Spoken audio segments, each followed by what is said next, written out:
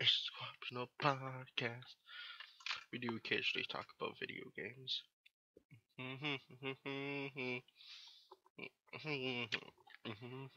Podcast. Think Chris don't need pants anymore.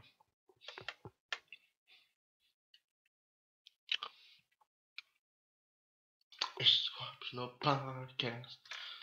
We do occasionally talk about video games. Alright.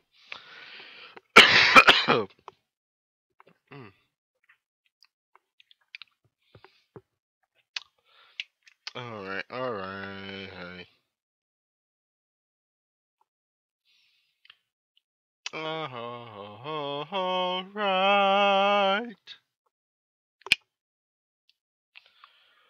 We'll begin in just a minute or two here. I just want to make sure everything seems to be going okay. If my cough drops to go down a little bit, that way it doesn't sound like it's clinking on my teeth the entire time, but hopefully it doesn't. Just to make sure. We'll begin in just a minute or two here. I just want to make sure everything seems to be going okay. If my cough drops to go down a little bit, that way it doesn't sound like it's clinking on my teeth the entire time, but hopefully it doesn't. Just to make sure. Alright, should be good there. Ooh, coffee's ready.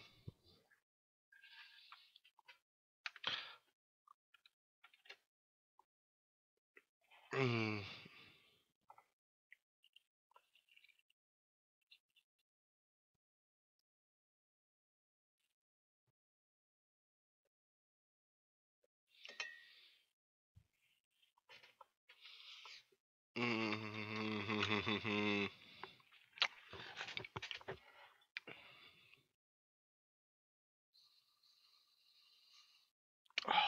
it smells so good. Hopefully it tastes good too. We'll have to wait and find out.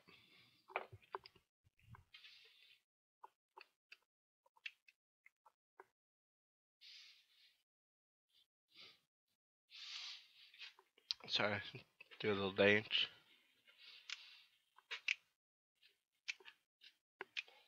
Oh,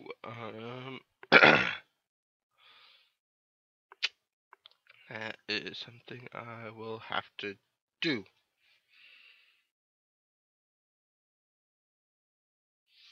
Write myself a little note there. Take a quick drink of water.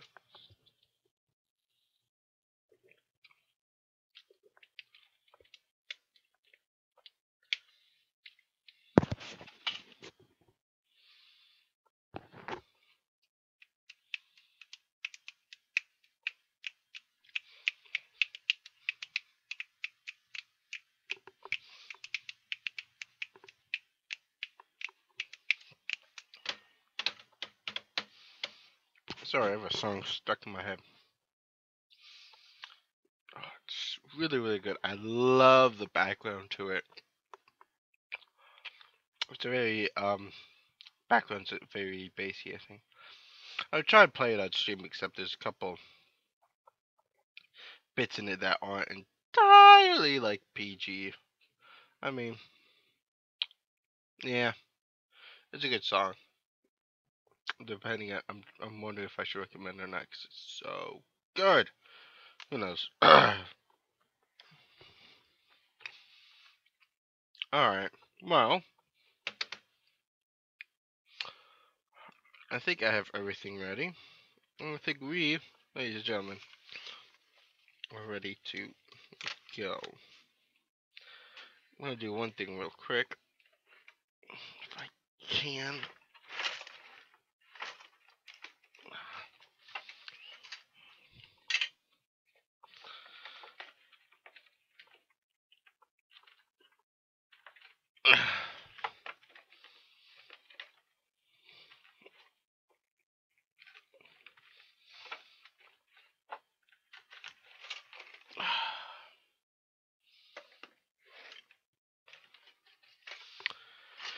Sorry about that, my drawer is just jam-packed full of absolute junk. And it's being a bit finicky in closing for some reason.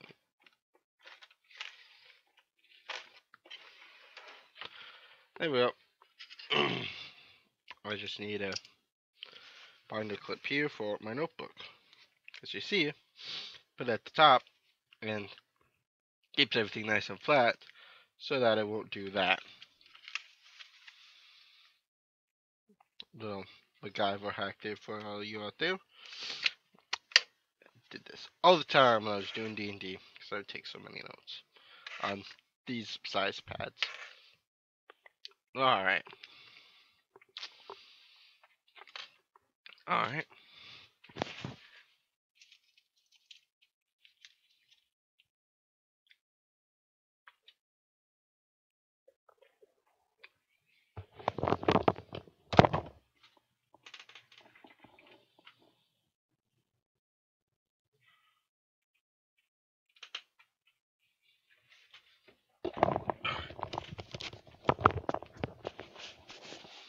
Sorry about that. Alright. Well, I think, ladies and gentlemen, we will begin in 3, 2, 1, more.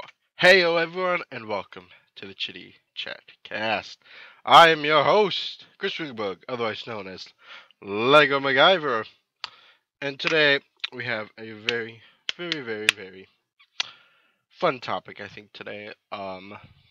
One that I actually haven't talked about on the show yet, and I think one that will do very well. We'll have to wait and see. But, yes. So, of course, I guess the only real way to sort of use the quote to show off today's episode, to give you guys a little bit of a sneak peek, is to say that, name is Bond. James Bond.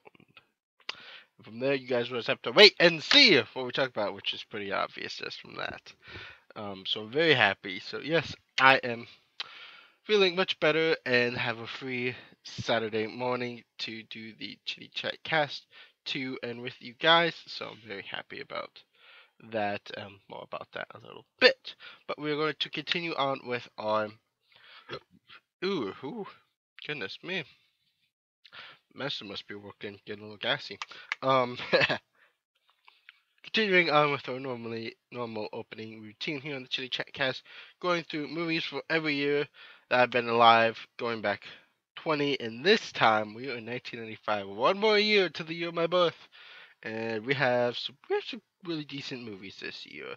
And I'm tailoring it a bit differently instead of going literally through every movie I've seen, because otherwise for this year it'd be about 20. I'm only going to be picking out from here on out about the best 10. I'm only going to be choosing at most about 10. And these are going to be 10 that are my favorites of the year. Ones that are, I think, lesser known, sort of diamonds in the rough that I know people probably haven't seen. Ones that sort of stick out to me as sort of oddities or whatever. So I'm only going to be picking only a couple. I'm not going to be going through every single one because more than likely a lot of you have probably seen them. So 1995, this year was a great year for Kevin Spacey. Wanna know why? Well, that is because hitting it off is the movie Seven, starring Brad Pitt, Morgan Freeman, Gwyneth Paltrow, and Kevin Spacey as John Doe. This is, of course, the famous, goodness me, behold, the sun, it cometh. I don't know where that came from. All of a sudden, I just look at my camera and it's all of this light poking out. I even have my blinds closed, and that is poking out through about like an inch worth of blind. Goodness me. Oh, God has spoken. This is a great movie.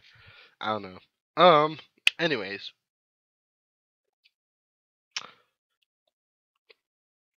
Seven. Yes, Seven. Kevin Spacey is John Doe.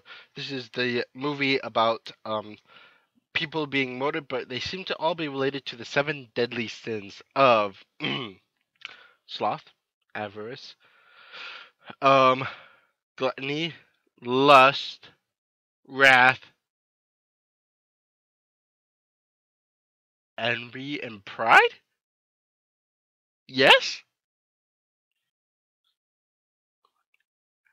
Avarice, greed, lust. Yes, I got them! Woo! The only reason why I can remember the 7 deadly sins is because of Full Metal Alchemist. It's the only reason why. Oh gosh. And all of them being molded, and it's the famous one for the end scene of Brad Pitt going, "What's in the box? What's in the box?" Um, which no spoilers going to be given here, but yes, let's just say he really doesn't want to know what's in the box. It's really great movie, very dark. I'm actually trying to remember who directed it. Um,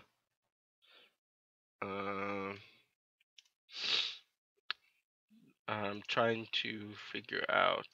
Um, David Fincher, that's who it is. David Fincher. I don't want to say this is like his debut movie, but I think it's one of his first real big ones to sort of give him a name. Really good, sort of dark, creepy, eerie. So has these suspicious tones behind it. It's really super good. Probably one of my favorites for the year. Probably my second favorite for the year. Actually goes to the second Kevin Spacey movie for this year, and that goes to The Usual Suspects. Oh, it's a movie I had heard about for the longest time. One of my girlfriend's favorites, I believe. Um, and a cult classic that I just had not seen for the longest time. And this also has Benicio del Toro in it. Kevin Pollak. Oh, that's really the only ones I can think of off the top of my head that are like super big. But it's really good in a twist of who can you trust, who is who, are they really who you think they are, who's telling the right story, and the biggest plot twist at the end of it that I never saw coming. It's so beautiful. I now understand where this sort of like, I don't want to say like stereotype or this like trope or cliche comes from, but it's really good. If you're old enough, you have to watch it because oh, it's so good. And hopefully you haven't had somebody spoil it for you, which I haven't, which made it all the better. Oh, going on with which makes it very pertinent for our topic. This year, 1995, was the return of James Bond to cinemas in the Pierce Brosnan premiering movie of GoldenEye. GoldenEye. I can't. There's no way I'm going to get up to your high tones, Tina Turner. I'll respectfully decline from that. Um, yes, this is the movie that brought sort of back the age of Bond after the two films of Timothy Dalton. I'm trying to remember. I want to say there was almost somewhere between a 5 and 6 year hiatus between Bond films. It's the longest hiatus between a Bond film. It was between Dalton and Brosnan. And it comes back with GoldenEye, which also stars Sean Bean in an amazing performance, as well as Famke Jensen playing Xenia Omnitop. Who, if you don't know who Famke Jensen is, she is Jean Grey in the beginning X-Men movies. It was one of those. It's like I knew the movies. What's her name? What's her name? What's her name? um, she's also been in a couple other things. Um, this is also the start of the Judi Dench M, I believe, though I don't know if she actually appears in it. I have to actually look it up. Yeah, I'm not sure if she actually shows up in it or not. That's interesting. But going on, really great movie of sort of getting back to the classic Bond of, you know, all the gadgets, the cool car, the twists and turns of who do you seduce, who do you not, who can you trust, who can't you. It's really, really good. It really brought James back with a force and sort of just propelled it on, and that's why it's kept Bond movies have kept coming since. It's really, really good. Moving on, a movie I had no clue about that is Brooke Mansker, one of Brooke Mansker's favorites, is the movie Copycat with Holly Hunter, Sigourney Weaver, and I believe Harry Connick Jr. If I remember correctly. Keep in mind, a lot of times when I just randomly, when I just name off actors, it's all just coming from here. Right now, I do not have it in front of me on any of my screens. It's just coming all from up here. I have really good memory at remembering actors' names for movies. And it's really good about the idea of um, a psychologist who gives a lecture about serial killers, almost gets killed by one so many years ago, and now there seems to be a serial killer who is copycatting serial killers up to the point of trying to get up to the psychologist woman again, who lives in like permanent isolation from the world. She doesn't leave her house. It's very interesting how it's done. Um, Sort of done in like a darker sort of tone, like Seven, but it was interesting. I actually saw both of those on the same day, back to back, and I was very happy with both of them. Um, Except most of the time of watching Holly Hunter, I kept thinking of Jodie Foster. I kept thinking it looked a lot of like, I don't know why. This year also came out with a Johnny Depp movie that I first saw on Netflix. I was like, oh, okay. It was one of those. It's like, oh, it's probably just one of those like pseudo dramas or something I didn't really care about. But when I actually read it, I saw like Christopher Walken in it, and I was like, oh, this seems interesting. And it is called Oh, hello, Hollifer. Hi. What's your experience of heart attacks? Can't say I have one. That's very interesting. Doctors, hello. Enjoy hospital's company. Interesting. Um, it's this movie called Nick of Time, and it's a Johnny Depp movie, but the entire movie is done in real time. Every minute that passes for the actual movie, that same minute passes in the actual movie. That this guy has like an hour and a half or whatever to kill someone, and like the movie is about an hour 45 minutes because that actual hour and a half happens in that hour and a half. That every moment that passes is synced up and it is really, really well done. And I'm not sure if it's the first one of its kind to really do it, but I think it's sort of more well known for being the first of its kind to be really good at it. It's very interesting. I would maybe give you a shout out to check it out. It's really good. This year also starring a slew of really great animated movies, with these being first off Balto about the sled dog in Alaska. Great, beautiful movie. I almost want to say John Cusack voices Balto, but I'm probably going to be wrong, so don't take my word for it. The one, this is the year that Toy Story first came out for Pixar, with its big debut of Pixar movies being the big thing, as well as the Goofy movie. And that'll sort of round out sort of the big movies for 1995 for a continuing series that I'll talk about. So yes, what movie you talking about, bruv? Um, One of the things for the Chitty-Chat cast I do, Duck Juzz, is I start the podcast by going through each podcast 1 year for every year that I've been alive, and I go through all the great movies that are from that year that I've seen. And so this year was 1995. Next year time will be 1996, the actual year of my birth. In which case, I believe one of my favorite movies comes out that year. So that should be interesting. So let's first do a coffee check. Ooh, ooh, yes. Oh, not bad, not bad. I might have to check my coffee maker because I actually had to get a new coffee maker.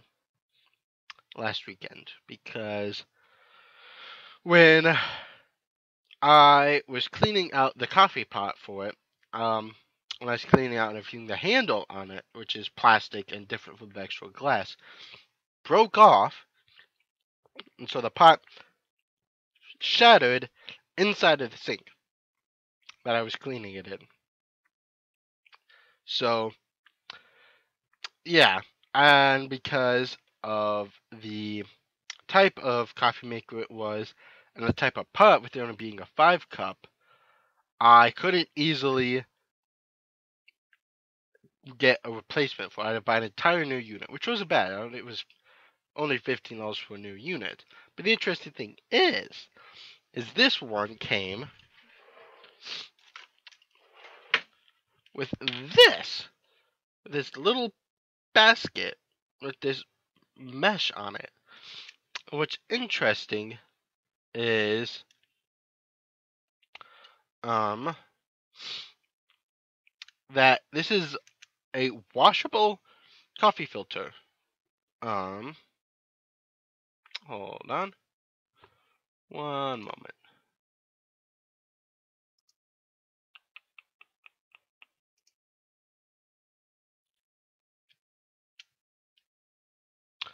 All right. This is a reusable coffee filter that you can put your coffee grounds directly into here, put it in the machine, use it, and then just wash this out.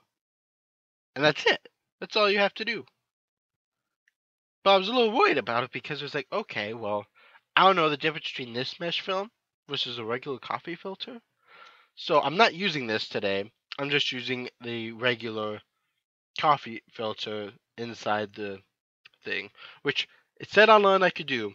I made sure of that. But yeah, I'll be interested to see if this reusable coffee filter works or not. I'll have to try it out someday. But right now, the coffee seems to be doing well, so that is good. Oh, wonderful. All right. Well, moving on. With our other tradition of every time we do the Chitty-Chat cast, we have to, of course, honor some very, very special person in the movie world whose birthday is today. And ladies and gentlemen, today, the birthday we are celebrating, turning 48, is the one, the only, Matthew McConaughey. Woo! Today on November 4th, 2017, Matthew McConaughey turns 48. Actually only 2 years older than Martin Freeman, who we celebrated not 2 weeks ago, about a month ago. So yes, and of course this is what we normally do, sort of just quickly go through all the movies he's sort of been in and choose and share my favorite. Matthew McConaughey, early on in his career, got famous for the movie Dazed and Confused back in 1993. Coming up through slightly smaller roles, hitting it big with A Time to Kill, playing the lawyer in a John Grisham-esque novel in 1996. Newton Boys, 98. Ed TV, I think, was a big one for him in 99. The Wedding Planner, really getting him into sort of rom-com roles. One moment.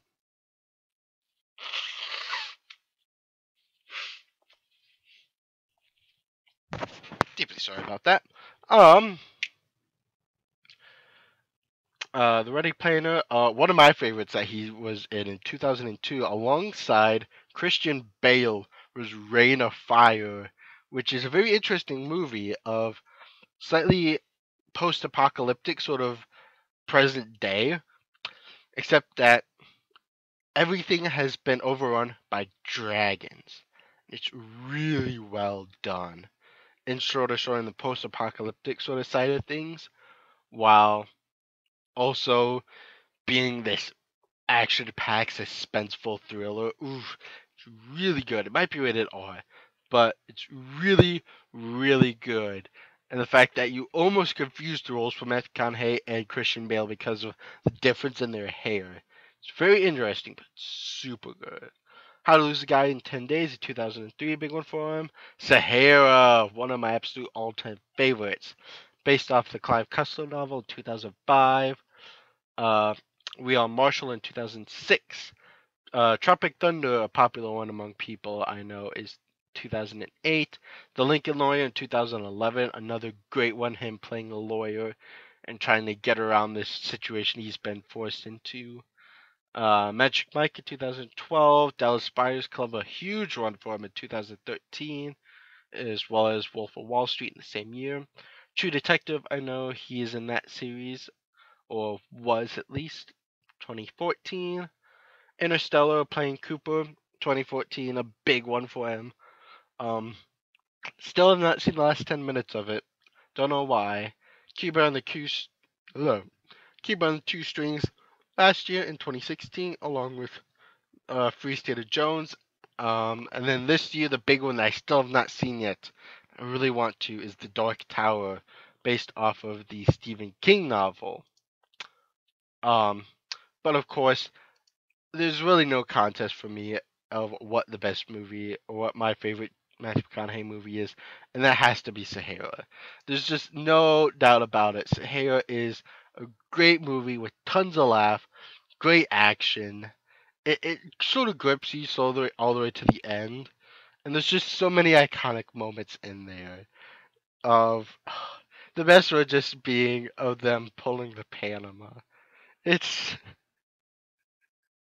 it's so good. And for people who've seen the movie, whenever you tell them like, "Oh, we're gonna pull a Panama," it's brilliant when people recognize what movie you're talking about. They're like, "A Panama," and everybody else who doesn't know what it is. Oh, I don't want to spoil it for anybody. I highly suggest you go out and watch the movie Sahara, which also has Penelope Cruz in it. I think his name is Steve Zahn, plays one of the sidekicks. Trying to remember the guy who plays Dwight from The Office. I know he's in there, and the main guy from, I think the show's called Shameless, is in it as well. Lots of great people in it. Really, really good movie. Really good. I can't specify it enough. It's awesome. So yes, happy birthday, Matthew McConaughey. Looking forward to many more great movies from you. So yes, continue the great walk.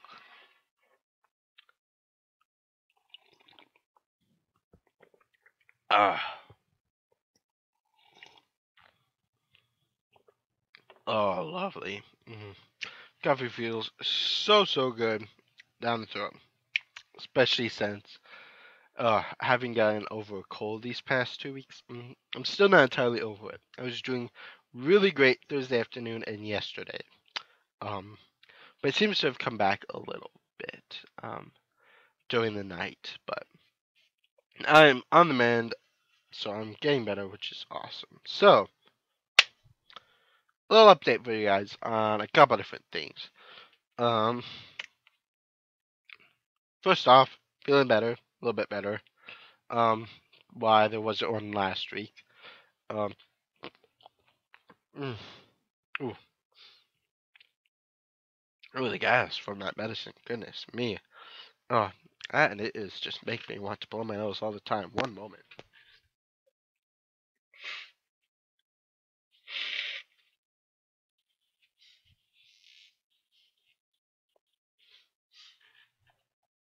Ugh. Ugh. It's awful.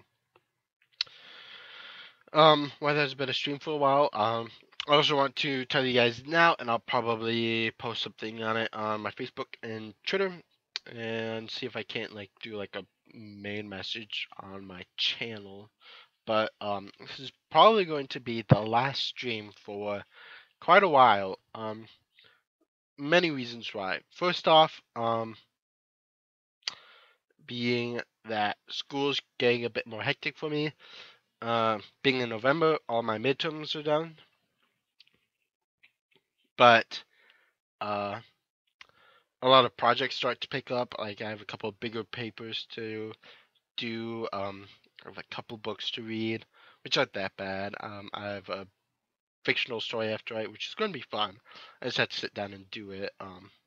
Things are going to start to pick up, and I'm going to have to focus a lot more time to, and I won't have as many free weekends anymore. Um, Thanksgiving is coming up. I have a couple weekends here where I'm going home to see family, so I won't be able to stream them because I'll be hanging out with friends or whatever. So maybe I'll have stuff posted from what I do with my friends, like Zach, Dana, and Brooke, which is hopefully going to be super fun. More on them in a little bit. Then Thanksgiving, I'm going to Michigan to see family or whatever, so that's going to take up some stuff. Then when I come back, more school stuff is going to happen, and then finals are going to happen, and then coming home, stuff is going to happen, and then working stuff is going to happen, and then Christmas stuff is going to happen, with birthday stuff happening at that same time. So a lot of stuff happening towards the end of this year to where it's probably not going to be until after Christmas. If I had to say that the next stream would happen at the earliest after Christmas. I don't know if it's possible before, probably after, closer to the new year, that there'll be another stream of anything going on, whether that's the Chitty-Chat cast or Minecraft.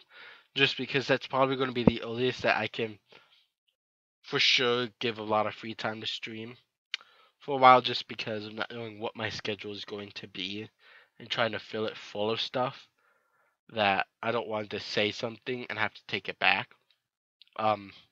Especially with there being such a long time in between. So it's going to be a good while. Probably not until after Christmas till I stream next, which sorry for all of you guys about that, but things are going to be changing and stuff, and I just have to make sure everything's going to go smoothly with that. So yes, but otherwise in the meantime, I am hopefully going to keep putting up at least one video a week of different playthroughs. Right now, that's the Telltale Guardians of the Galaxy, in which I believe but the episode 4 for the game came out recently, or is this month. So I'll be getting to that at some point. I'm still putting up stuff from episode 2, one going up later today on the 4th, which, whew, it's a doozy. Um, mm.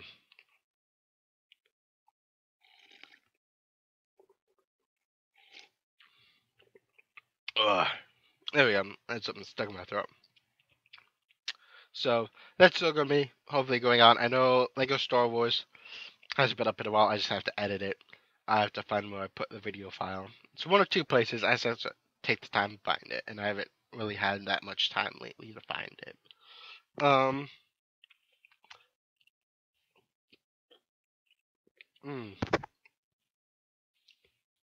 Yeah, I feel like there's a frog in my throat. It keeps going up and down. Uh, Lego Avengers, I know hasn't been coming at all. That's because I've been prioritizing more Lego Star Wars because I'm having a lot more fun with that than Avengers. A lot of the new mechanics in it are very finicky and buggy and sort of make me, um, I don't know, not really ragey, but I sort of just don't enjoy it as well as Star Wars because it's a lot simpler.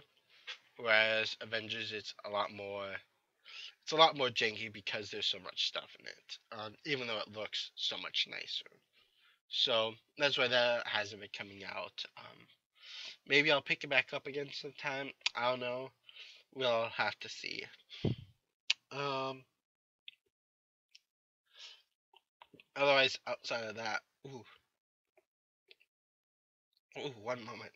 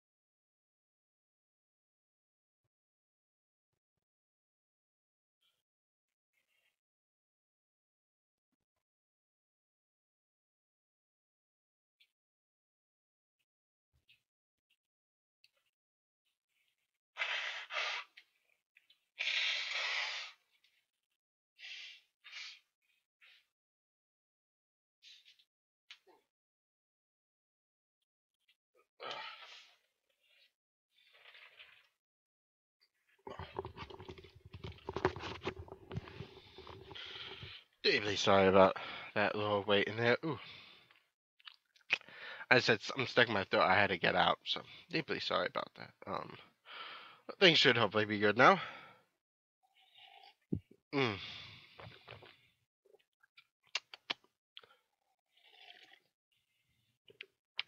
Coffee does taste a little off. It doesn't taste as strong. I don't know if that's because of how I've done it or what, but yeah. So as I was saying, the weekly videos are still probably going to be coming at least for a while, just because I have some backup and I still will have a little bit of time here and there to play a little bit. So yes. Otherwise, a couple of big things is first off, for those of you who also follow my girlfriend Brooke Manscoop on YouTube, she had posted a couple more videos of her Sims 4, is it, playthrough of the Disney Bachelor Challenge, and those are up on her blog. The link to her channel is in the description below, as it always is, so go check her out and go watch that. Coming to a close soon, I believe, if I remember correctly from the last episode, so that should be interesting, very fun, very cool. As well as my friend Zach. He has been doing a ton of stuff lately, because Zach has found some time to get back into the whole YouTube and whatever, and he's having some fun with that. So his link is in the channel below, but that is to his the Zach Bonshon's channel. Zach also now has a new channel that he's going to be posting different content to. And says might be a bit more of his main one. The Zach Boneshot's channel might be a bit more for vlogging and updates and stuff, but his new one called Bone Killer Nation, I believe it is all one word. I'll look it up here for you guys here. It is, yes, capital B, Bone Killer, capital N Nation, all one word, and he will be posting videos to there too. I believe he said there might be one later tonight or this weekend, so keep your eyes posted for that if you follow him. Like I said, his main channel is down below, and I'll be trying to add his other one here soon once I get all that formatted with all of my videos. So that'll be coming soon. And stuff. He has a couple really great videos over there. One of which he did about myself. And a couple of things that we have done together. So go check him out. He's an awesome, really cool dude. So go show him some support and everything. So yeah. I'm gonna refill the coffee quick.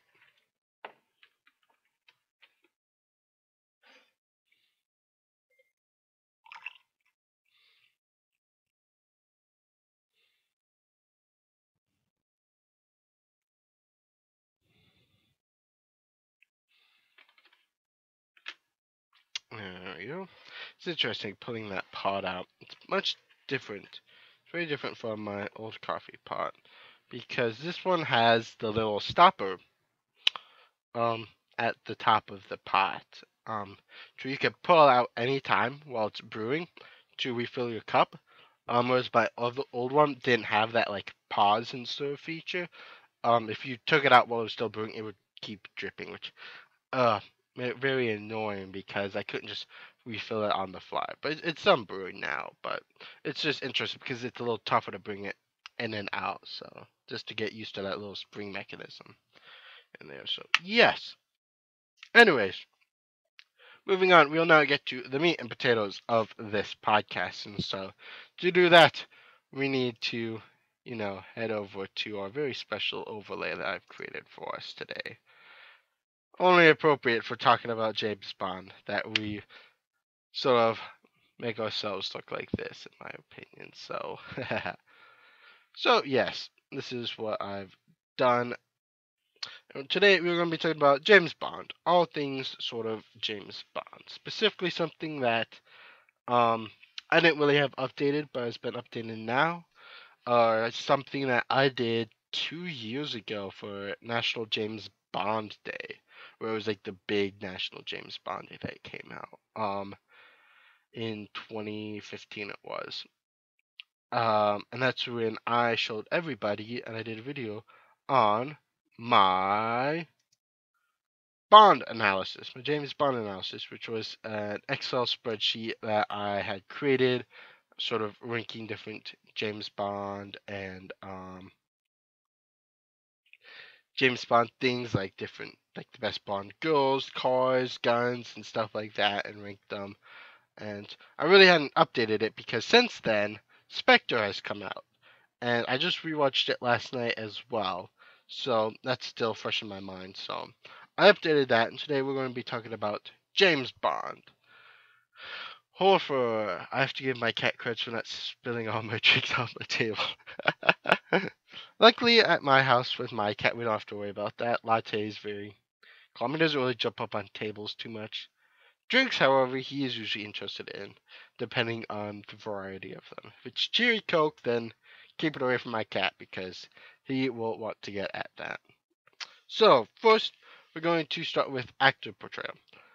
James Bond. And to give you guys a bit of a look, we will sort of look here at my analysis here into this sort of top right corner. So, well, top left corner actually, where you see all of the names here and all these numbers. Now, some of these numbers don't really mean anything. Some of them do. And I'll get to it in a moment. What I've done is I've listed on the left-hand side every actor, major actor who has played James Bond.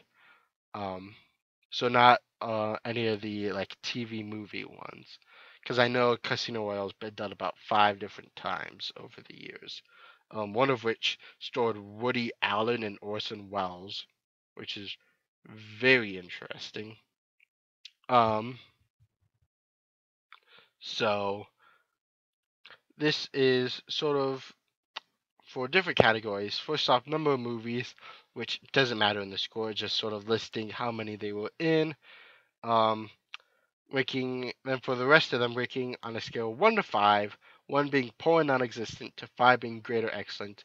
Ranking them on areas of their gadgets, how suave the Bond is, or how they were, villains, guns, cars, places sent to, the Bond girls, henchmen, video games have at the end, which doesn't count in the total, where I may have actually screwed up someone in there, one of these middle ones, but it won't matter too much overall.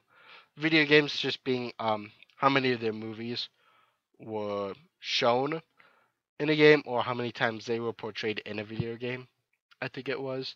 So don't pay too much attention to that one. So just sort of going across, we have Sir Sean Connery, because he is knighted, being in 6, technically 7, but as many James Bond fans can attribute, is the 7th one, Never Say Never Again, is not really a canonical James Bond movie because there was a loophole deal when Sean Connery signed up for the Thunderball movie with these people they were like co-making the movie with, that there was some loophole in there where this other company that wasn't Eon said that Sean Connery had to play James Bond in this remake of the movie for some reason. Very stupid. It was one of these things that was they just couldn't get out of, and people really don't acknowledge it. Simply because it's a remake of Thunderball. Just with different names and different actors. Like Rowan Atkinson's in it. Not that there's anything wrong with him, but it's just one of those weird things that he was sort of forced into doing, and most Bond people don't really consider at all in the 24 movies. Gadgets, of course, Sean Connery started the gadgets as being the first Bond, and so, of course, him having a lot of the best ones. Suaveness, you can't get more suave than him. Villains, I ranked a bit lower just because they didn't quite have all the extravagance of the later Bond villains. They're basically just villains, just ordinary people with like a cat, or this person was Russian, or this person lived out on the sea. There wasn't any like super extravagant thing about them, or this guy liked gold. It was like they really weren't all that out there yet. They were good, and some of them, many of them, are iconic, like Blofeld and Goldfinger. But they just really didn't have quite that pizzazz of being like, oh yes, this is a Bond villain. Um, Guns, of course, Connery started all of them, so great there. Cars, I mean, with it mainly just being the Aston Martin DBS, you can't go wrong with the Aston Martin DBS. I mean, come on, it is a beautiful car, possibly one of the best out there. Places sent to, I ranked it up as 4. It might actually be more about 3.5, but Connery got around to quite a few places actually in his portrayal as Bond. The Bond girls, of course, a lot of the older ones being slightly more the best. So we're ranking that one up there. Henchmen, a lot like the villains, a lot of them very mundane. The really only major one sticking out being Oddjob from Goldfinger. Um, so yeah, bringing his total up to 34.25. Um, oh well, that's interesting.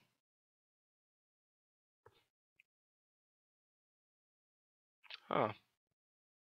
Sorry, I was just looking over at the stream, and for some reason, the video playback isn't going for my stream anymore. That is anybody else having a problem viewing the stream? I'm just gonna refresh it quick a moment.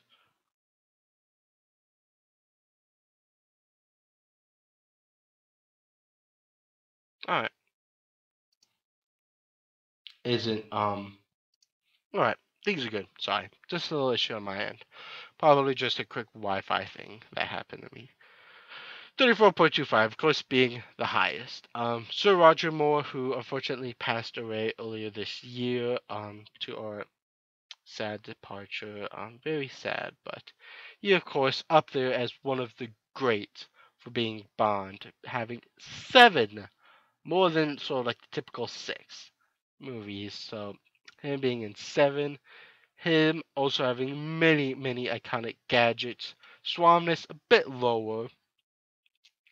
Um, but Roger Moore played sort of a different Bond in his. He wasn't so much of the suave, seduce the girl, find the bad guy's hideout, sneak in, get caught unexpectedly, escape, and sort of blow up the place. Roger Moore was one of those to where if he found a girl, he might seduce her.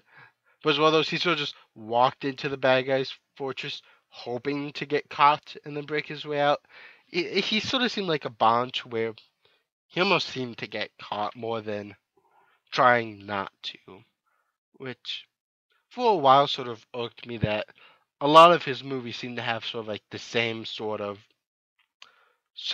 beats to where this thing always happened, and this thing always happened later on, and this thing always happened later on. So I was like, I'm not really quite sure how I feel about it. But a lot of his movies were still great nonetheless. And a lot of them had enough distinctions between them that they weren't like, oh, this is copy paste. They just changed characters and locations. Which a lot of people might be able to say for a lot of Bond movies, but I think all of them all have their quirks that make them different enough. Mm. Villains I ranked more up a bit more because you do get a lot more of the crazier ones. You get like Francisco Scaramanga, played by Christopher Lee, the man with the golden gun. Oh, iconic. You have Baron Samedi, from Live and Let Die, sort of the witch doctor guy. Very classic there. You have Hugo Drax from Moonraker in there. You have, what is it, Matthew Zorn? It's something Zorn for A View to a Kill, played by Christopher Walken, um, as the Bond villain in there. Sort of a lesser one, a lot more like Shrek from Batman Returns, sort of portrayal as a Bond villain. But Zorn sort of had his own little things. The villain from Octopussy was a bit out there. You had the villain from The Spy Who Loved Me, who's interesting, and I believe had an eye patch. I think it was one with the eye patch. Either that or it's the Thunderball guy, which is I think called Lordo. Trying to remember. But yeah, a lot slightly more iconic villains for him. Uh, Guns a little less sort of because he just uses the same signature guns.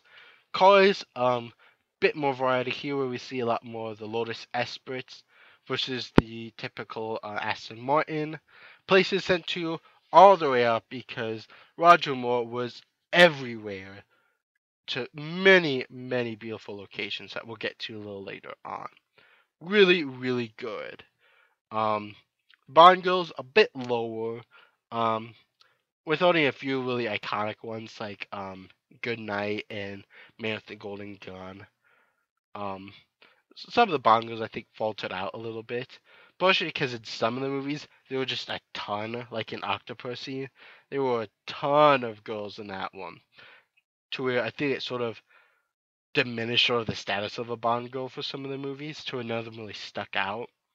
The henchmen definitely grew more popular, such as the guy with like the robotic claw hand in Live and Let Die.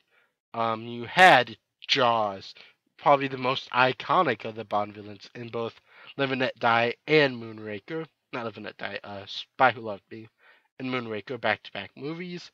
You had Mayday for A View to a Kill. Um, you had the guy with the yo-yo saw in Octopussy. Um, you had Knick Knack and the Man with the Golden Gun. All of these just coming off the top of my head. Um, I'm literally not looking at anything else to give me any sort of help. That is how devoted I am to James Bond. Like if I could, I would post a photo of everything I'm looking at right now because it's just yeah. And of course, video games sort of faltering out. Timothy Dalton, that I like to call it, a lot of other people like to call it the Bloody Bond. Just because his movies were a lot more violent, even though he was only in two of them, The Living Daylights and License to Kill. Um, he played a very different Bond. A Bond who really didn't play by, oh, I'm gonna get the girl. He was a guy who was like, something happens, alright, I'm out for revenge, and nothing is gonna stop me. Of course, I understand that I have this thing in front of my face, and so you won't see like how angry I'm so trying to be with this. But Timothy Dalton just played a very interesting Bond where he was always, okay, I'm going after the bad guy. There's a Bond girl? Eh, maybe I'll help her. So he does have quite a few iconic gadgets in just his two movies, mainly just being from License to Kill.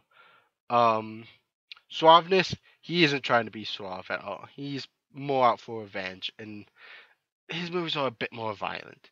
Villains, there's really only two, and they're pretty like generic characters. One I think is a Russian general for the Living Daylights. I don't remember. And not Francisco. Franz Sanchez in License to Kill, I think is like a drug lord or something. I don't remember. They're very like two-dimensional characters that you can sort of just put anybody in for. Uh, Guns changes it up a little bit to where I think most of License to Kill actually uses a revolver. I'm not entirely sure. It's interesting. Cars, really no change there. In fact, actually dropping sort of status. Places sent to, a lot of them, especially License to Kill, just happen in one place. Living Daylights, I believe, is all over the place, and it's hard to tell sometimes. Bongos, they drop off. Henchmen, I really don't know who the henchman is in Living Daylights. It escapes my mind so easily. The one I can remember from License to Kill, only because it's played by Benicio del Toro. Um, and yeah, video games really won't talk about it all. But Pierce Brosnan, though, my man, Pierce Brosnan, one of my favorite Bonds. As you'll see at the end, actually ranks higher. I ranked higher than Roger Moore. That may be due a miscalculation with one number. But yeah, 4 movies: GoldenEye, Tomorrow Never Dies, World Is Not Enough, and Die Another Day. I can name them in order because I love them. Pierce Brosnan, he brought James Bond back, and I love his movies. His gadgets are off the wall, giving him at least a 4 there, maybe just doing a 4.5. Bringing back more of the iconic Bond villains after Timothy Dalton sort of faltering a little bit, and Roger Moore sort of dropping off a little, even though their numbers are up there. It's more as the movies progressed on that they started to just become, he's using the same ones over and over. Suaveness, Pierce Brosnan, suave as heck. Villains, more iconic villains here, where this 3.75 maybe should be a 4, where we get a lot more like Sean Bean in GoldenEye, as well as the Russian general. You have Jonathan Pierce playing the media mogul in Tomorrow Never Dies. You have Robert Carlyle, I believe is his name, who plays the man who doesn't feel pain, as well as the female chick for World Is Not Enough, as well as Gustav Graves for Die Another Day. More iconic villains in these. The guns, they come back full blast. The cars, just as good as when Connery was Bond.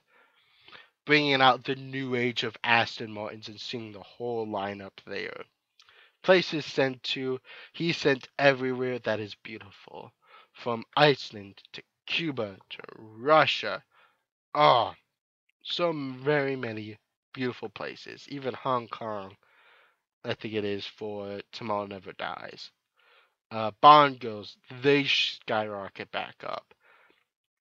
Getting more of the more iconic female actors for coming up to this new millennia. Actors a lot more younger people will recognize. Henchmen start to get more iconic henchmen again, like sort of the appearance of Sean Bean and Xena on the top in GoldenEye, Zhao in Die Another Day, who is awesome. Well, it's not enough. You really don't see many, as well as Tomorrow Never Dies. That's why it's a bit lower, but the henchmen become a bit more iconic. In video games, Pierce Brosnan was in a ton of them. Then we get to poor George Lazenby, who I know gets a lot of flack, and I know I give him a lot of flack. But he was Bond for just one movie, and that was after Sean Connery's 5th movie, before his 6th, and that was On Her Majesty's Secret Service, or as it's possibly better known, OHMSS, the abbreviation of it. Funnily enough, On Her Majesty's Secret Service was the first James Bond book I ever got, being one written by Ian Fleming, nonetheless. So, yeah. Gadgets, there's really none for this movie. Suaveness, it's really hard to tell because it's hard to really tell if George Lazenby's being found or, as you'll see, at Bond Girls. There's so many in here. He's literally in a place where there's a woman in every room he goes into. So it really becomes a bit overbearing. It's like, Villains, we have Ernest Blofeld as the villain for this, with another actor portrayal. Because for those of you who don't know, Ernest Blofeld has now been done by 4 different actors over the 50, what is it, 52, 53 years now for Bond. So yeah, really nothing spectacular there. The plot really not that different. Guns, uses the regular Walther. Cars, I think he uses the Aston Martin DBS in there, but that's probably about it. Sorry, I keep saying DBS. I mean to say DB5, not DBS, DB5. Places sent to, there's really only one place, Bongles, Low, and Don't even know if there was a henchman in that one. So really low on the scale there, which really is it to his detriment. He was only given one film, but yeah. Then moving on, Daniel Craig, bringing it up with the new millennia, with his now 4, going to be 5 movies. So I need a bit of coffee there. Of course, his 5th probably going to be his last, because there's been a lot of hearsay around that. It was actually extremely hard to get Daniel Craig to come back to play Bond for another film after Spectre. He's reportedly been said to have called that he doesn't really feel the James Bond feel anymore. He doesn't really want to play him anymore. He sort of lost that feeling, that connection, that he's just not feeling it much anymore, which I can respect him for it. His movies have lasted easily a decade now, with there being a bit more of a gap between them. Now with bigger stunts, more computer animation stuff, more than likely, a script, and all that.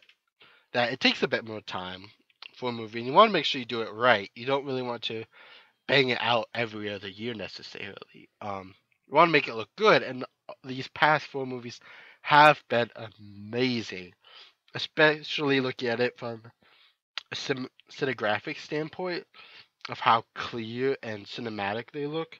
They look gorgeous. So it'll be interesting to see what they do, especially with how they did Spectre, which we could talk about in a little bit. One moment while I blow my nose.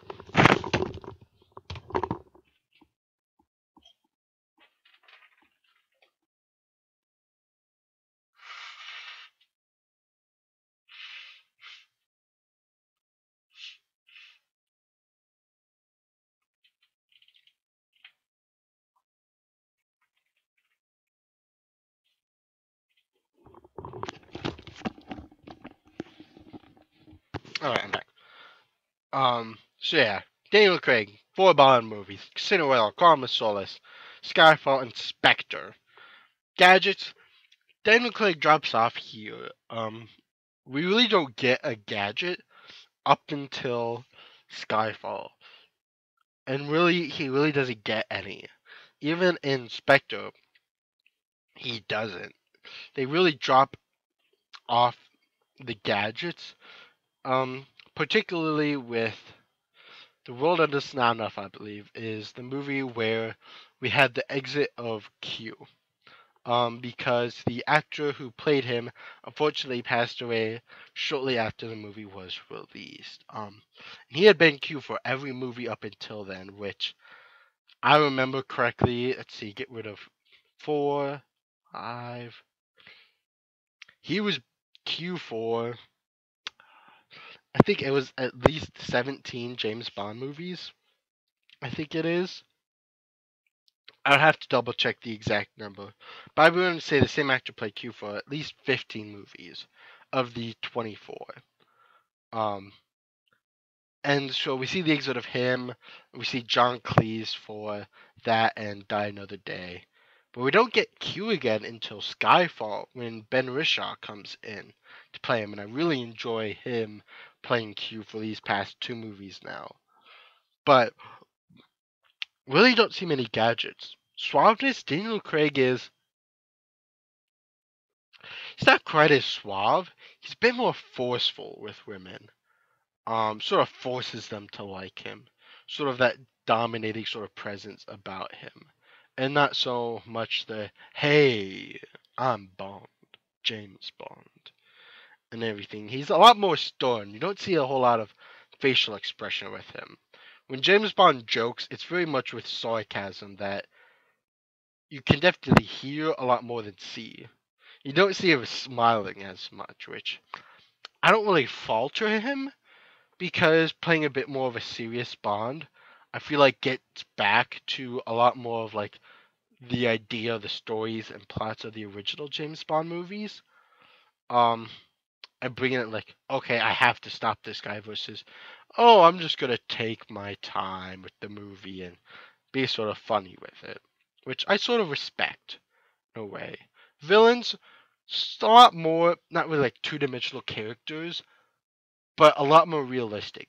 Not so much people who are like, I'm going to take over the world with my space laser, which is sort of what Dino the Day is. But we get a lot more reasonable people like oil barons depriving people of oil. We have like the chief who's like money smuggling or whatever. Silva, I can't really remember what he's doing. But like in Spectre, sort of like controlling satellites and information, that we get a lot more realistic like villains in their goals instead of I'm gonna steal all the gold Fort Knox because I like gold, or I'm gonna turn the entire world into a water world by blowing up Miami or something. That a lot of the Bond villains are much more realistic, which drops in sort of their like difference of being, oh, he was a great Bond villain. It's just, oh, here's a very realistic Bond villain. So the guns pick up a little bit. Cars definitely pick up with the newer and newer Aston Martins. Places tend to drop a little bit, sort of becoming like, oh, going to more iconic places. And not a whole lot happening there, being more seeing more interior shots than outerior. Bond girls pick up a bit more, still going with a lot more of the popular ones. Um, I still would have liked to have seen Penelope Cruz, who I heard was rumored for Spectre, originally after Javier Bardem was in Skyfall, because Penelope Cruz is his wife. But I don't know why she dropped out.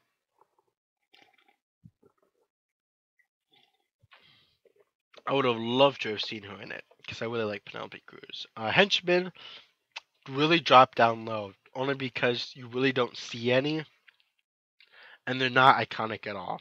They're really just the stand-in henchmen that Bond just has to fight, and they're really strong. And of course, he has his video games. So on there, if you look at it, going from top to bottom, Sean Connery being the best, followed by Pierce Brosnan, Roger Moore, Daniel Craig, Timothy Dalton, and Asby at the bottom. So yes, that is how that is going. Otherwise, moving on, I'm actually going to try something here. Woo. I'm actually going to crop this a lot to hopefully try and make bigger. Here we go. From the bottom. Alright. Let's make this bigger. Now, and let's talk about sort of my ranking of all the James Bond movies, all 24 of them. So, the first, like, top 10, the first about top 5, I feel like are very structured, and I feel very good about. The next about 5 to 7, I sort of have, and a lot of them could probably tie for different positions, but, yeah, I really don't know, and pretty much past, I think, 14, a lot of them are either I really didn't like them, or I sort of just put in like, well, I slightly liked it more than this one, or slightly less than this one. To where the order down there might be a bit befuddling. To where, like at the bottom, a lot of those I really wasn't a huge fan of was Unimagined Secret Service, You Only Live Twice, For Your Eyes Only, For Much With Love, Octopussy. These ones, these last like 5, I really was not a fan of. Unmatched Secret Service, I really didn't like because it was very bland. It was a different Bond, different style. I really wasn't hip on. Octopus in For Your Eyes Only, being Roger Moore, Their plots just really didn't resonate with me very well. Seemed very bland. Um, yeah, they just didn't really stick out to me at all. From Russia with Love, I felt like went this very like slow pace all the way throughout. It's one of the more iconic ones, and I understand that. But it just didn't really have the beats for me. They really kicked it up. I was like, oh yeah, this is a great Bond movie, and you only live twice. Um, Sort of settling out towards the end of uh, Connery's career. So just Diamonds Are Forever should actually be a bit lower too now that I look at it. Doctor No being the first one, so them finding their pacing for Bond movies. Um, I put down a bit lower just because it doesn't really have all the elements that I really love for a Bond movie, which with it being the first, I think is understandable. Um, just because they're trying to find what's working, what's not working. Going up from there, Moonraker, very interesting plot, and there are beats in it that I really like. And you have the whole thing with Jaws at the end, that whole switch of sides. That's like, I really enjoy that. It's very interesting, and I really like it. It's done very interestingly, but it's a bit lower. So we'll sort of go for the top. No doubt about it. I'll probably say it until the next one comes out, in which I'll have to decide again.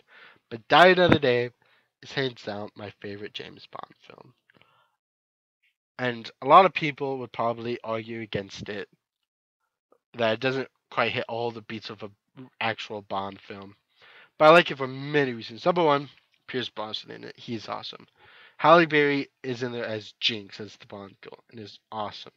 The vehicles and cars, and especially the car chases, every chase in that movie is very beautifully done. It's very good. Some might say the plot is a bit outlandish, but I think it's okay. The opening scene for it is awesome. The villains in there are wonderful. They're very well done. Even the side villain and henchmen like Rosamund Pike and who's the actress name, and Zhao, who's in there, really, really good. The locations are also beautiful with the whole ice palace in Iceland. It's awesome. It's a really, really great and really good movie. I really like it. Second one, Skyfall. After sort of the mellowing out, and you can sort of see how low I put Quantum of Solace down there. Daniel Craig coming back as Bond, so this new era of Bond having more realistic villains and whatnot. It sort of slowed down for me in pacing of Bond. Of what I thought Bond was. And Skyfall, I think, sort of picked back up on key elements of classic Bond and brought it back. And I think is why it's so good and why it's ranked so high. Is you have the opening scene, which is really, really good. And with the whole Istanbul chase, it's sort of iconic Bond. Pardon me there. Iconic Bond of James Bond chasing after something. It's really good. It has those fast-paced beats, and it sort of has the James Bond theme sort of sneaking into the background there, which is really good. It goes into an amazing theme, Skyfall by Adele, which is wonderful. And when they were in talks of possibly having Adele back to do the theme for Spectre, I was actually completely okay with, because she did so well that I was like, okay, she could do it again. I wouldn't have a problem with it. The theme is good. The plot for the movie, I think, is not quite true Bond-like, but I think it's starting to pick back up. That we get a lot more of, oh, it's Moneypenny. and we're getting a lot more of going to the office to see M, and this is your mission 007. Going out, we get Q back, which I think is key. And sort of the gadgets for it. We get sort of the Bond girl in danger a little bit. We get the finding the villain, getting captured by him, the capturing him. Javier Bardem as Silva is wonderful, and you hit these beats, and the car in it as well, which I believe is Aston Martin DBS. Yeah, that's the DBS, not the DB5. The DB5 does show up in there, but it has that wonderful thing with Skyfall at the end and beautiful Scotland. Sort of like the creating traps and holding down the fort. Like, we're going to make our last stand here, which you don't really see for a Bond film, but I thought was wonderfully done. Into the end of now seeing the new M and the iconic scene of Moneypenny and like throwing his hat and his jacket up on the ride, going through the padded door to see M at his desk. The chills I got seeing it. That Skyfall was the first James Bond film I saw in theaters. I had seen every James Bond movie. It was like up until a week beforehand. I had seen every James Bond film up until then. And I was so giddy. And when my dad took me to go see it, not because I wasn't old enough, but because I just didn't want to go alone. And my dad wanted to see it too. And going to see it, and it was one of those that the theater at the time had the promotional small posters for it, so I was excited about that. They had the giant sort of cardboard poster for it with the signature James Daniel Craig Bond sliding across his back, which was beautiful. And seeing the movie and coming out and seeing that end, it was it was a moment I cherish because I had experienced something for James Bond for the first time. It was beautiful, it was wonderful, it was awesome. And seeing at the end of it, James Bond will return. Oh, not really getting that for Casino Royale and Quantum of Solace. And the James Bond circle with Daniel Craig. Oh.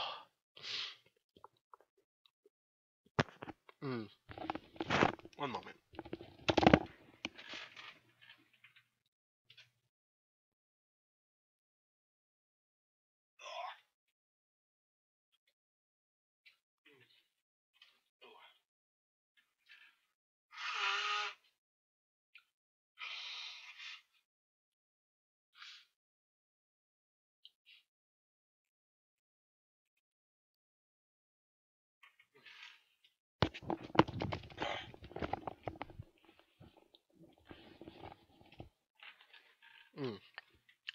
I know a little frog stuck in my throat.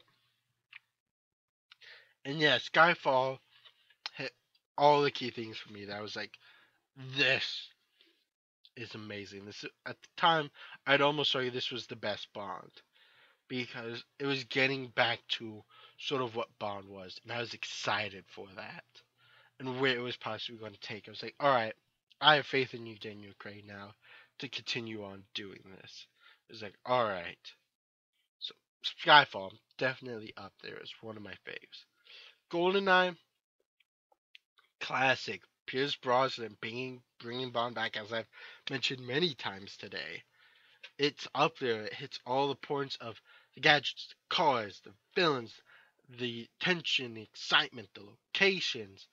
Oh, I mean, bringing Bond back, first off with that starting thing of chasing the airplane, diving into it, and bringing it up at the last second. All before the opening theme. Get you going. And then every other pace throughout. All the way up to the tank scene. James Bond's driving a stinking tank, ladies and gentlemen. Bringing it back with a chase with a tank. Oh, it was awesome. And the thing with the train and in Cuba, oh, wonderful. Everything about the movie's awesome. 4 is Spectre. Now, up until last night, everything from my Bond analysis actually hadn't been touched since, like, I think a day or two after I saw Spectre in 2015, which was after I originally did my Bond analysis. And I hadn't really touched it for many reasons, partially because I'd forgotten it, and um, I think at the time I just really didn't want to change much about it. I didn't really want to have to think so much about it. But thinking about it last night and going through, it's like, okay, Spectre, it's hitting a lot of the marks for me again. I'm getting classic car chases. The Aston Martin DB10 is a beautiful thing, even though for how short-lived it was. It was hitting a lot of the marks of Bond things, like the classic opening for it, which was good. With the whole Mexico City thing was awesome. And the theme for it by Sam Smith, Writing on the Wall, wonderful. Could have been played up a little more, I think, in the movie, but regardless, still pretty good.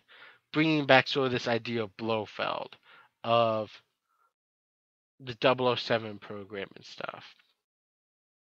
It was hitting a lot of the marks for me. And the moments in there, I was really enjoying it. And I sort of rank it a bit higher. It's somewhere up in like about the top 10. Maybe it's not as high as number 4, but I think considering all the others, I think it should be there. Next about 4 are a lot of my classic favorites. Goldfinger, Man with Golden View to a Kill. Casino Royale, I really like for the theme, especially Le Chiffre, the villain, sort of the movie of it, which is a bit different. Which is more, I think, classic book Bond.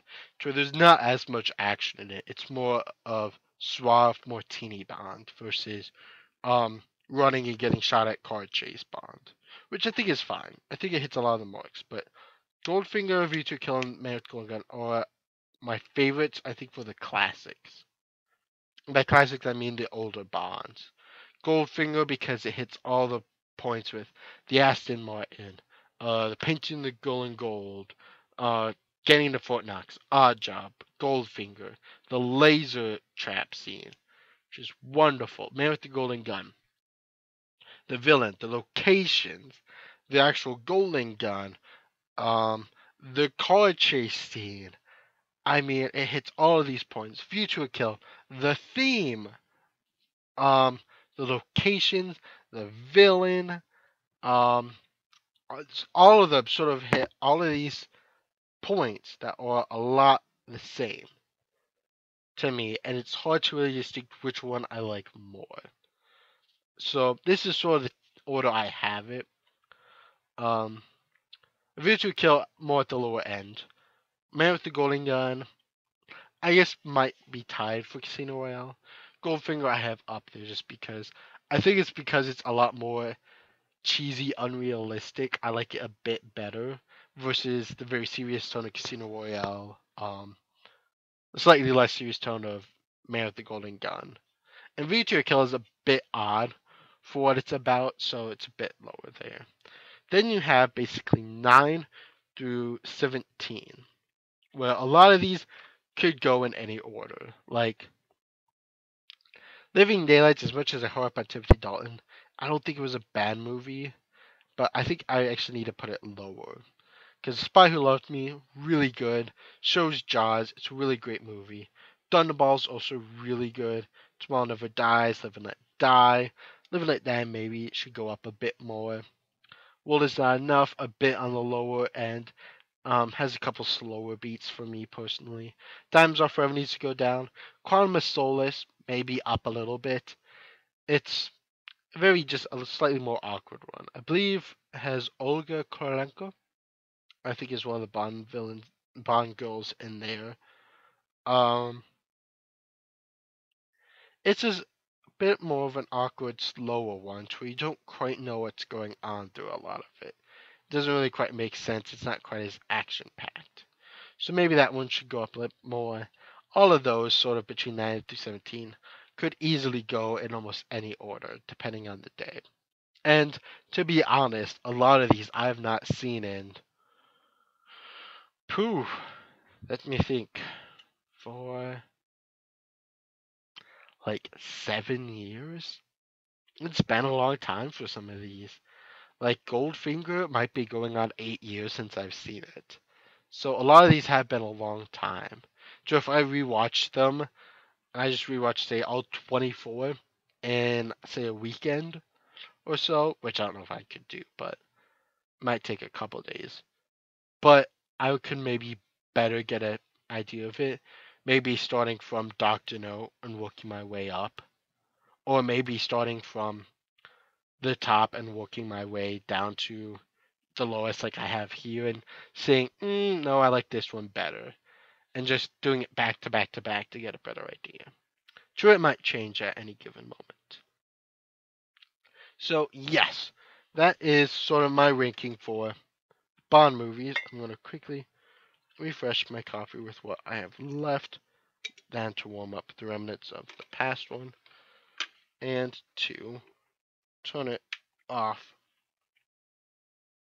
so that it can start cooling. And we will continue on to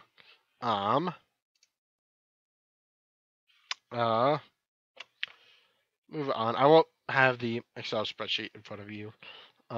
Just make it a little easier. For some reason my chair is slowly going down.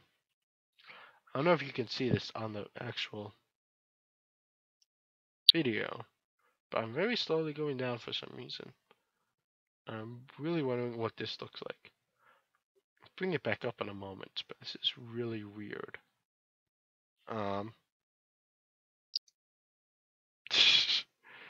Yeah, I'm like very slowly going down.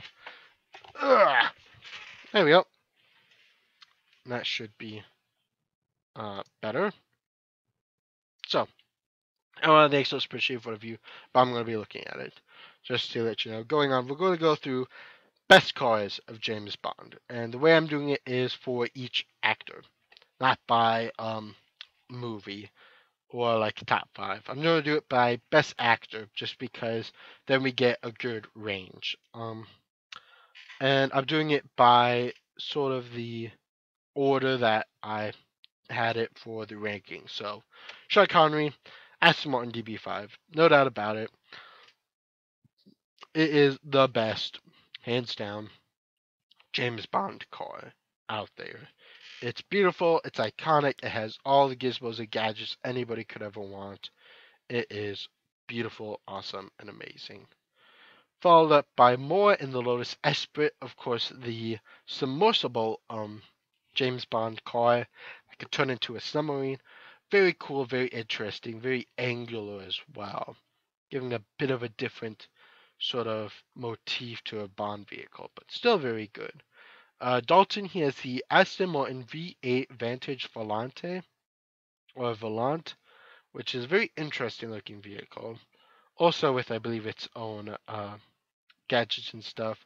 And the Living Daylights. Might show up briefly for License to Kill, I'm not sure. But it's an interesting one. Lazenby doesn't really have any for his movie. If he does, I think it's the DB5, just to keep with the classic theme.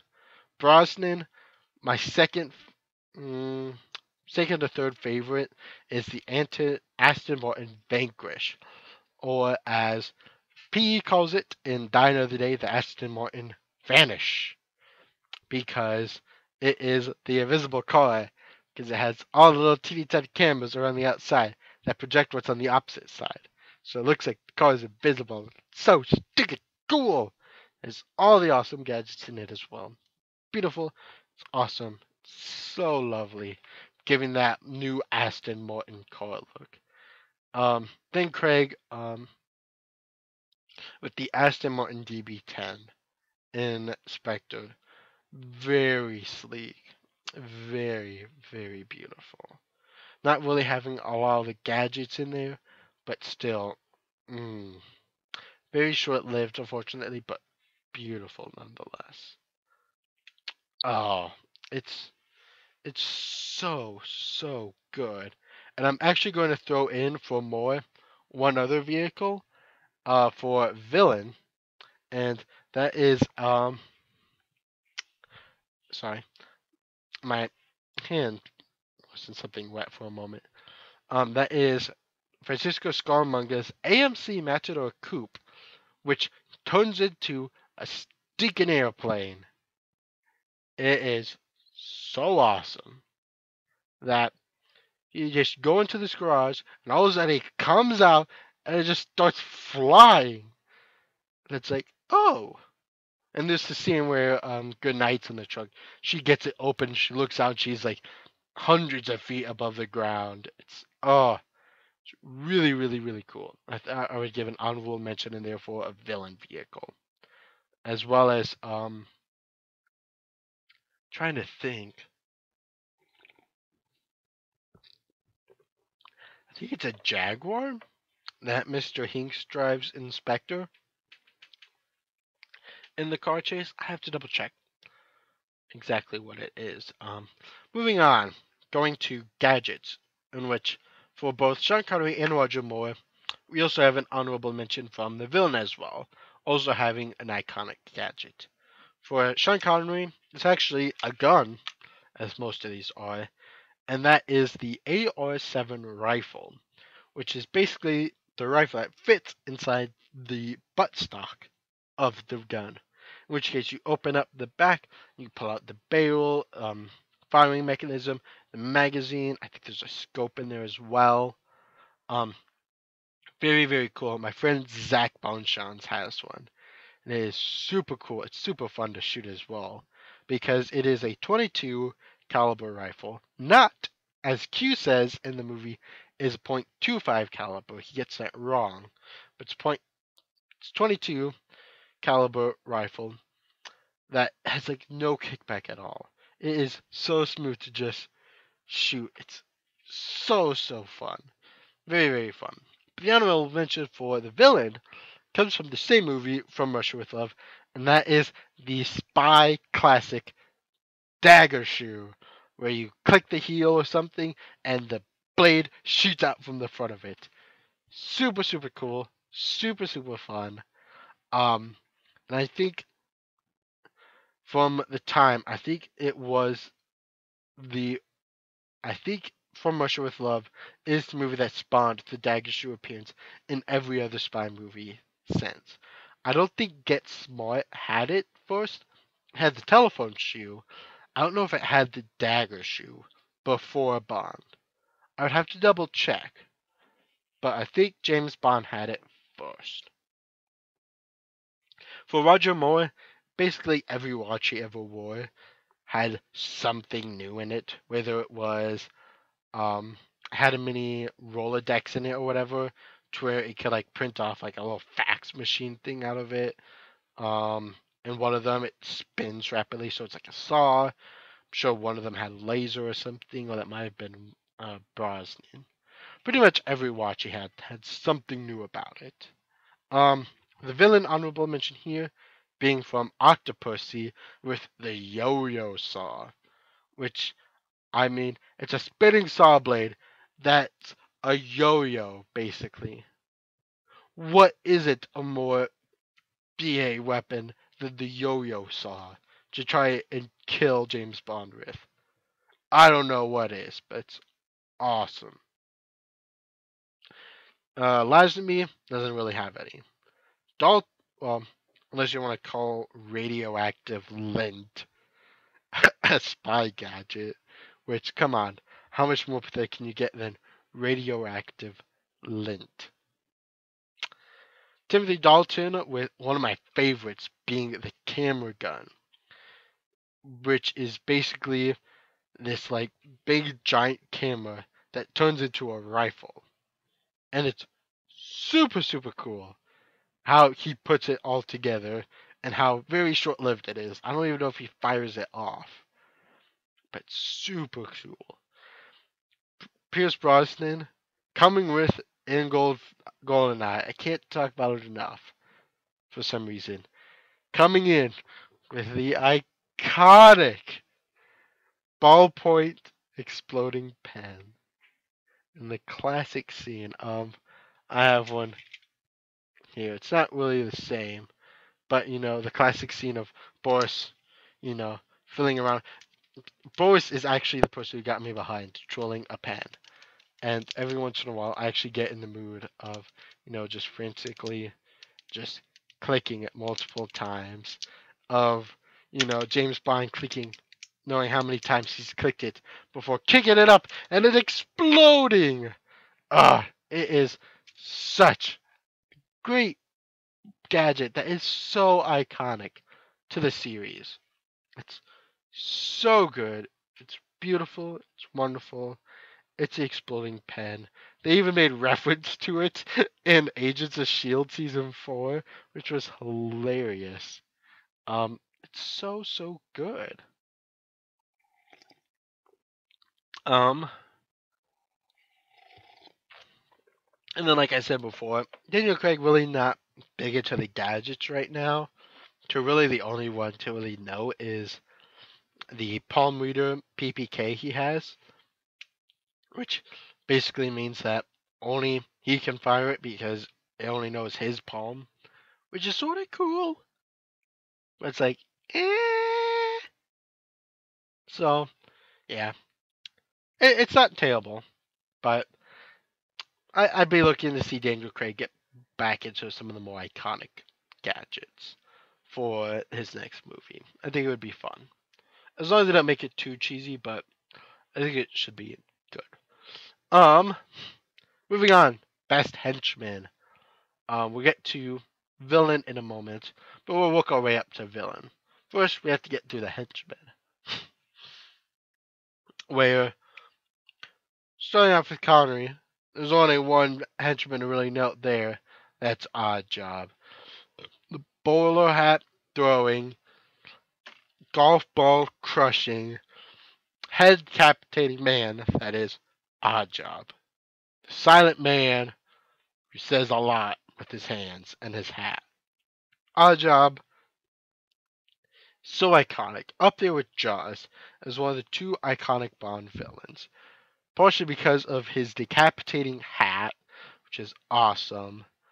In fact, he's silent all the way throughout, like most Bond villains, Bond henchmen, which I think almost makes them better. Yeah, he's just very intimidating.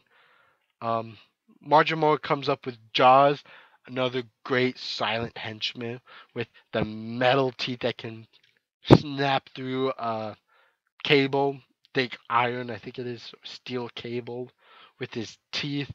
Just a giant of a man, too. I'm trying to remember the actor's name. Because I used to know it. But the actor's name was a giant of a man, like almost or at like 7 foot. He was huge. I think was one of like the main people in the original Starsky and Hutch. I think I'd have to double check, but very interesting. And the fact that he only has like 1 or 2 lines throughout his 2 appearances in first The Spy Who Loved Me and then Moonraker. So it shows up twice, which is very cool in back-to-back Bond movies. So yeah, very interesting.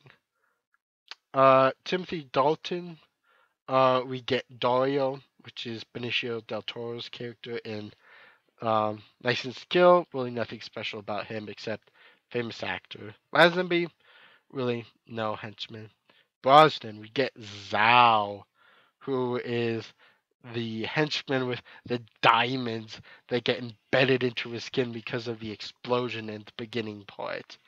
And also has the equally as gadget filled out vehicle that chases, I believe, a Jaguar that chases Bond in Die Another Day throughout the Iceland and Ice Palace landscape as things are melting around them. Super cool. Great Bond villain. Especially one that talks back to Bond as well. Very sassy henchman. Really liked him. And then Craig with Mr. Hinks from Spectre. Just because, getting back to the silent, strong, big, aggressive type villain. Not villain, henchman. Which, we should probably talk about villains. Now that I keep slipping up and saying it. Bust Bond villain. Going through Connery, has to be Orc Goldfinger. Classic, iconic villain of loves gold and wants to steal all the gold from Fort Knox. So, okay, let's go with it. With more, it has to be Francisco Scaramanga, the man with the golden gun. I mean, this is the guy who's obsessed with dual domination. He's just obsessed with killing Bond and doing it in his own way, in his fashion, on his terms. Very cool, very awesome. Love him. Played by Christopher Lee. What more could you ask for? Oh, really, really good. Like I said with George Lazenby, really the only slightly unfortunately villain there is Ernest Blofeld in I believe his second or third iteration in the early Bond movies. Timothy Dalton, Franz Sanchez, and License to Kill. The reason why I pick him is I just have to pick between two, really, between the two movies, and the fact that the same actor is also in The Goonies as one of the sons for the thief family. Pierce Brosnan has to be Gustav Graves from Die Another Day. A guy who changes his own appearance to get back at Bond and the world, to get his giant space sun laser to work, who is cocky, and it's just a great Bond villain throughout. His scheme, his idea, his backstory, and everything, super, super good. And with Craig,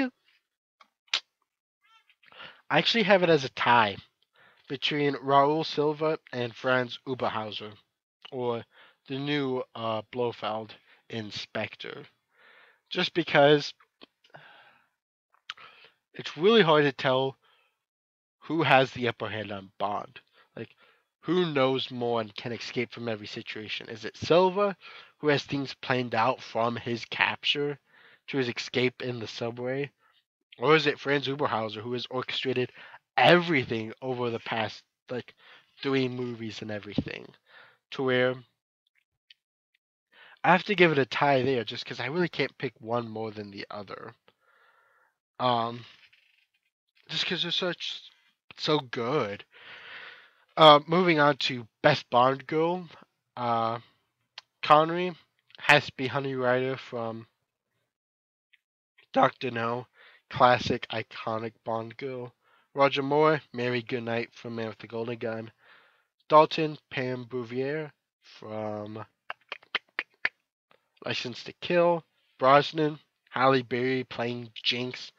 Lazenby, really can't pick one because there really isn't just one Bond girl in it. For Daniel Craig, has to be Vesper Lynd or Eva Green in Casino Royale. Playing the, I don't want to say iconic, but sort of the best Bond girl in, oh, I have to work with Bond. Ugh, fine. How are we going to do this, Bond? To, ooh, I'm starting to like you, Bond. To, I'm in over my head, Bond. I love you, Bond. Being more the Bond girl. To, ha, I fooled you all along, Bond. And, oh no, I'm dying, Bond. To, she hits all the really big moments for a really good Bond girl that toys with Bond all the way through, who I think is just really good. Best locations for all of the Bonds. Going through Connery, really couldn't pick one, so I just sort of picked Fort Knox just because sort of random and sort of like an iconic place for that movie.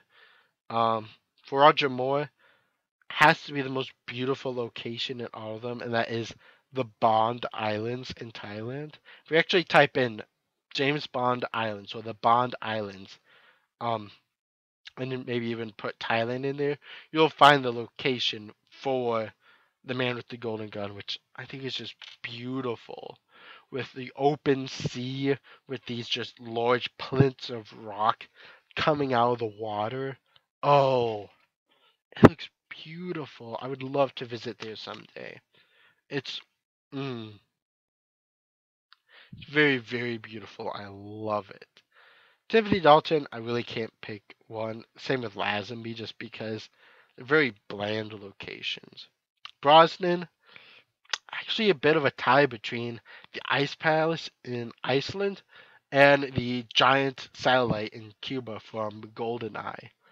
Just because both being very iconic places and, yeah, both being very beautiful with their own sort of aesthetic and points about them. Daniel Craig, though, I have to give it up to Skyfall in Scotland. I mean, it's just beautiful. The foggy green landscape and sort of these vast rolling hills. There's just something about it. It's like, ooh, I'd love to visit there. Um, I'm sort of jealous when my mom went to Scotland a couple of years back, just because even though she was more in the southern part of Scotland, um, it would have been cool for her to go up more north to where the Skyfall location was.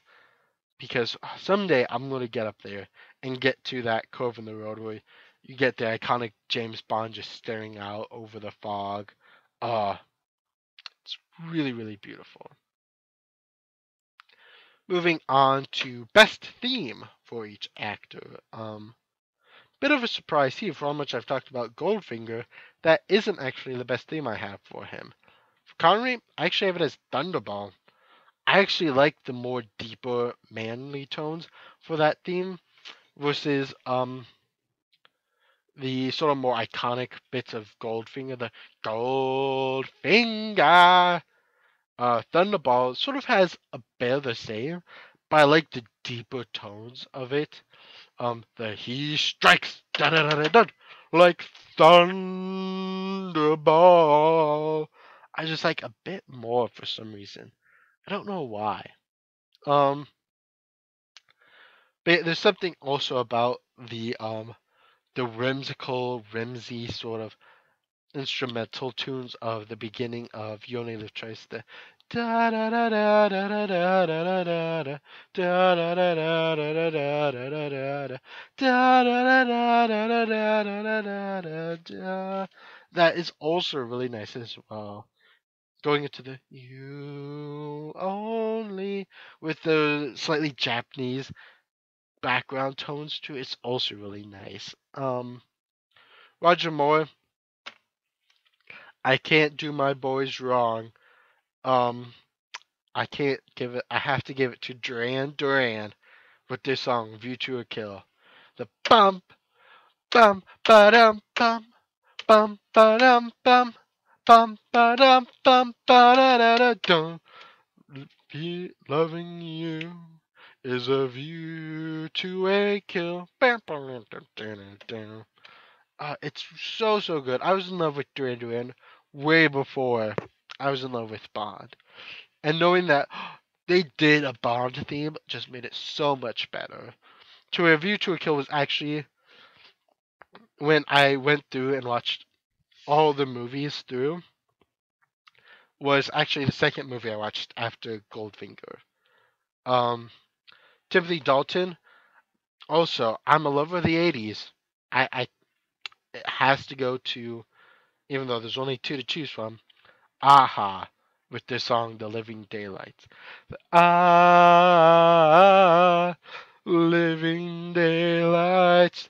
Dun, dun, dun, dun. Ah, the living daylights. Mm. Please pardon all my singing. I know it's terrible, but just trying to get the point across. Living Daylights, beautiful, beautiful theme. And it's done by Aha, which, for those of you who don't know, is the band who have the famous song Take On Me. The Take On Me. Um, Living Daylights is awesome. Brosnan, the more I thought about it last night, the more I was having a hard time picking one. Um, GoldenEye, Tina Turner isn't bad, but it sort of gets a little screechy for me with how high it is. One moment, I have to really blow my nose.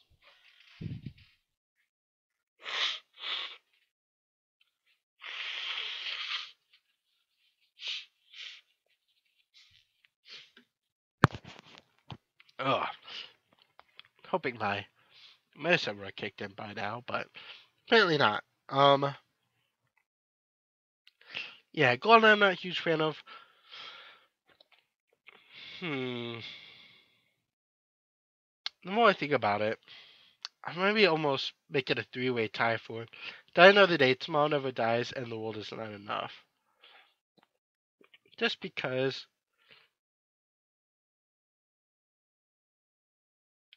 Die Another Day is different. That it's a lot more sort of technologic being done by Madonna. It's very different than all the other ones. It's very jittery and stuff. But it's not bad. It is still my favorite Bond movie. Tomorrow Never Dies, The World Not Enough. Play a lot more with this slower sort of sultry sort of the world is not enough and the darling I'm cured. I'm in a puddle on the floor. For Tomorrow Never Dies. Sort of like this more slow, sort of hypnotic sort of tone to them. Which is different because when Brosnan brought back Bond in the 90s, in the early 2000s, music had definitely changed from what it was from the 60s, 70s, and 80s. And we really get the difference once we get to Daniel Craig. But I really don't think I can pick one for Brosnan, except that it's not GoldenEye, which is strange for how much I've talked about GoldenEye today. George Lazenby only has one, but it's actually one of my favorites. It's On Her Majesty's Secret Service. The dun dun dun dun dun dun dun dun dun dun bum bum bum dun dun dun dun dun dun. It's really really good. I love to play it on the trumpet. It just sounds really nice. With it just being no words, just like a lot like the actual James Bond theme, which come on, is the best theme of all of them, but I would almost put On Her Majesty's Secret Service up there, at least like top 4 maybe, for best Bond, because it's iconic, it doesn't have any vocals, it's all instrumental, it's really, really good. I would almost be interested to see a modern day Bond like Daniel Craig done with just an all instrumental theme again. So that was one of the things I really liked. View 2 killed it really nicely, especially in like the fire truck scene, of having the songs done in the background of the instrumental versions of it. That you get a little bit in the Daniel Craig movies, but you really not in Casino Royale or Columbus Solace. But in Skyfall, you get it more, and in Spectre, a little less. But there's only these like one or two beats where you really get this sort of slower, softer instrumental versions of the main theme, of the title theme, in the background that you get a lot in all of the other Bonds, more so than the actual other background music. But you don't get that in Craig, and I want to see that a bit more. But for Daniel Craig, my favorite one, as much as I've talked about Skyfall and the beautiful theme there by Adele and Sam Smith's Writing on the Wall, I actually have to give it to Chris Cornell with his theme for Casino Royale with You Know My Name. I just love the beginning with the dun dun dun dun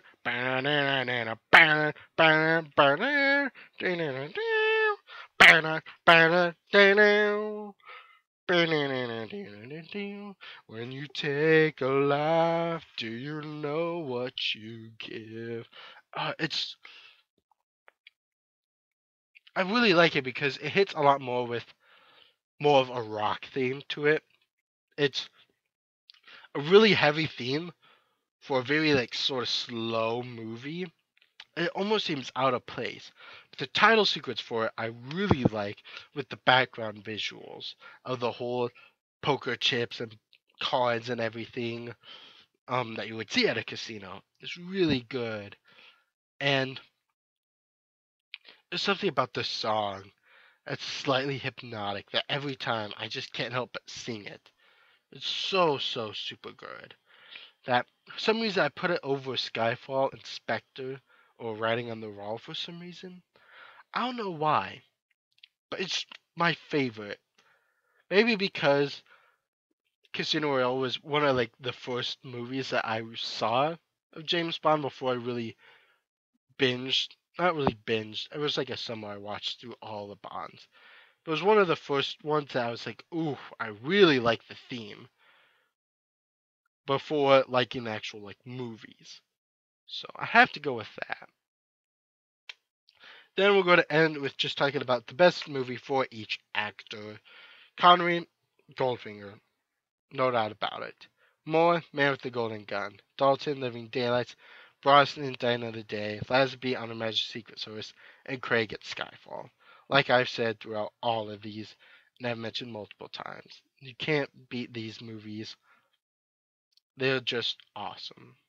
So, yeah, that sort of goes through my Bond analysis. I had a couple ideas. I was thinking about doing like the best Bond punchlines or sarcasm. And watching Spectre last night, I was like, oh, maybe I should do that. But I was like, it would take a while. As well as best car chases, which I then realized, having not seen many of the 24 movies in a long time, I'd have to manually try and find 24 car chase scenes to watch and pick my favorite for either every actor or my top 5, which be very hard, but definitely up there. Um, for Daniel Craig, I think it's definitely the opening to Quantum of Solace is that scene, that car chase scene. I think because all it is just car sounds in your ears. You are gripped, and I love these headphones listening to it on YouTube because it sounds so deep and audible that I can like feel like the desk shaking from like the bass or whatever. It's awesome. It's really well done. For Pierce Brosnan, it's definitely the Die Another Day scene in Iceland between him and Zhao, and that entire car chase there has to be that. Uh, Dalton, I really couldn't say. Possibly the one where I think they're in Austria and he uses his Aston Martin there. Lazenby, don't really know if there was a car chase. Um, let's see, Moore. Oh, Roger Moore. It's definitely the boat chase scene from Live and Let Die. Either that or the car chase in Man with the Golden Gun. Has to be one of those two. Simply because of the jumping a boat over a road pass is so iconic. Or in the next movie, with the same sheriff from Live and Let Die, of doing like the twisty spin over the water in the small, janky little car. That sort of looks like a Trabant. I'd have to look it up if it was a Trabant or not. But yeah, this teeny tiny little car doing this insane like flippy doo dah thing over this broken bridge. Really, really good. I don't know if it's Sean Connery. It's been a long time since I've seen a Connery movie that I don't know if I could pick out a car chase in it.